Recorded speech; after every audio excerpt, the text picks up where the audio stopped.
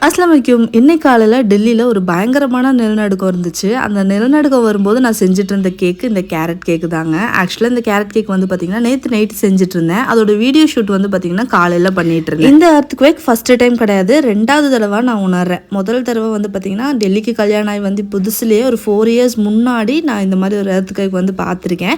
அது night time வந்துருந்துச்சு. அது ஹப்பிட்ட சொன்னப்போ அவங்க நம்பவே இல்லை, ஏன்னா அவங்க தூங்கிட்டாங்க. நான் மட்டும் தான் முழிச்சிருந்தேன். எனக்கு நல்லாவே அது ஃபெல்ட் ஆச்சு. நெக்ஸ்ட் டே மார்னிங் நான் சொல்லும்போது நம்பல, அவங்க ஃப்ரெண்ட்ஸ் எல்லாம் சொன்னாங்க. அதுக்கப்புறம் தான் அவங்க நம்பினாங்க நான் சொன்னது உண்மை அப்படின்னு சொல்லிட்டு. இந்த டைம் வந்தது ரொம்பவே ஹெவியாக இருந்த மாதிரி இருந்துச்சு. இன்னைக்கு மார்னிங் கொஞ்சம் ஏர்லியாகவே எழுந்திரிச்சிட்டேன். கேக் ஒர்க்கும் இருக்குது. ஹப்பிக்கு 9 மணிக்கு டியூட்டி, அதனால அவங்களுக்கு பிரேக்ஃபாஸ்ட் எல்லாம் ரெடி பண்ணணும்னு சொல்லிட்டு எல்லாம் ரெடி பண்ணிவிட்டு அவங்களுக்கு டியூட்டி எல்லாம் அனுப்பிட்டு இந்த கேக் ஷூட் பண்ணிட்டு போய் உட்காந்தாங்க. 9 o'clock இந்த கேக் ஷூட் பண்ணுறேன். 9:04 எர்த்குவேக் வந்து நான் வேற சரி அஸ்லாம் தூங்கிட்டு தானே இருக்கான்னு சொல்லிட்டு லைட் எல்லாம் ஆஃப் பண்ணிட்டு வீடியோ எடிட் பண்ணுறதுக்காக மெதுவாக சாஞ்சு உட்காந்தேன். உட்கார்ந்ததுமே வீடு சுத்தமாக இருட்டாக இருக்கிறதுக்கு எனக்கு எர்த்குவேக் வந்தது எப்படி இருந்துச்சுன்னா ஒரு பெட்டிக்குள்ளே போட்டு என்ன ஆட்டின மாதிரி தான் இருந்துச்சு.